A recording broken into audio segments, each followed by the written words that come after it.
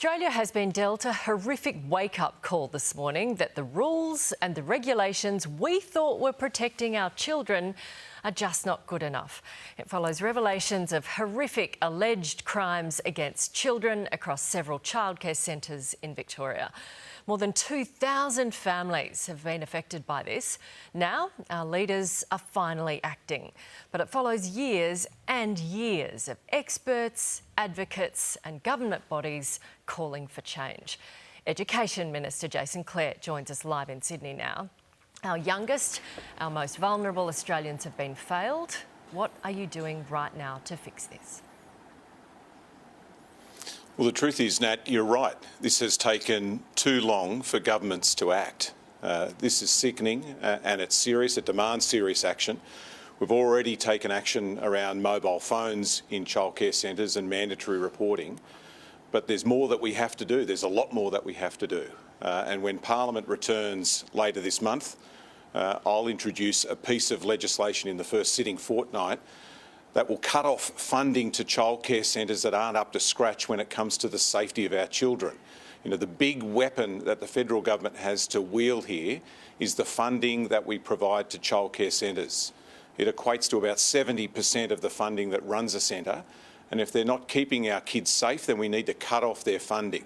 There's got to be consequences for this sort of bad behaviour when centres don't look after our kids properly. Yeah, there should be. We spent millions and millions of dollars on a Royal Commission in 2015. That recommended a national working with children scheme. It recommended a national federal office. It recommended a national register for childcare workers. That was 10 years ago. Has the government failed these families?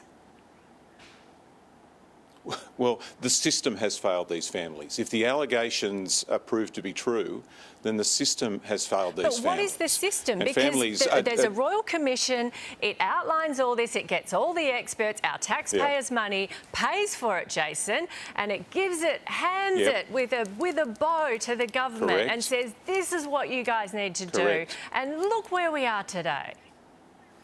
Correct. And the implementation of those reforms has taken too bloody long and they need to be accelerated. That's why I've said we need to implement a register for educators in childcare centres. It's why we need to fix the working with children checks. That's work that's being led by Attorney Generals, but it needs to be sped up. There's no point in making excuses here, Nat. You know, the families of these kids aren't interested in excuses. One of these families is a friend of mine. I know how they're feeling because they've rung me and told me, and I can't repeat on television what they said to me because there's kids watching. But this is serious and I'm determined to act. It's a complicated system, but people watching aren't interested in bloody excuses. They're interested in action. And that's what education ministers must take. OK, 2 years ago, under your government, the Children's Education and Care Quality Authority, a national independent body, issued a warning. They said they were concerned over, quote, the level of vetting being undertaken pre-employment. Why didn't you act on that? Well, I commissioned that agency to conduct a review of child safety, and I did that after a pedophile was arrested and convicted in Queensland. You'll remember that case. That's what led to a number of reforms around mobile phones and mandatory reporting.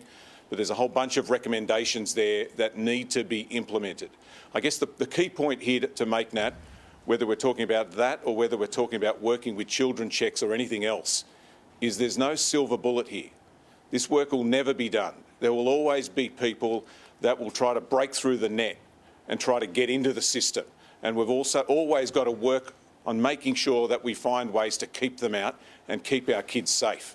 Now, not enough has been done and not enough has been done fast enough here, but I can tell you that I'm determined to act. That's why I put this on the agenda of education ministers last week, and we agreed that because of what's happening in Victoria, but also what's happening in New South Wales after the Four Corners expose earlier this year, and what's happened in Queensland, that we need to bring together all of these recommendations and implement them. OK, the phone ban. This was brought, you're talking about the phone ban now, but this was brought in nationally last July, wasn't it? Victoria is only getting centres to implement it from this September. It's voluntary and there'll be fines. That's a long time between last July and this September. Too long. You know, the short answer to that is too long. The ban was put in the National Code in last July. Most centres have implemented it. The tortuous nature of the system means it needs to be put into regulations that happen in a couple of months' time, and Victoria is making sure that that happens sooner than that.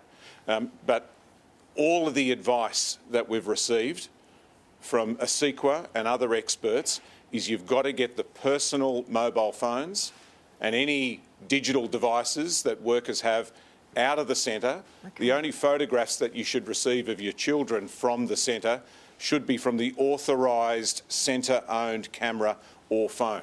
Okay. That was the advice that we got. We got it for a reason, Nat, and we're implementing it. Yeah, OK, still a massive amount of work to be done, expanding and strengthening those working with children checks, the registers. Yep. We're going to keep on it. Yep. Thank you very much. Thanks, Jason. Thanks, Nat.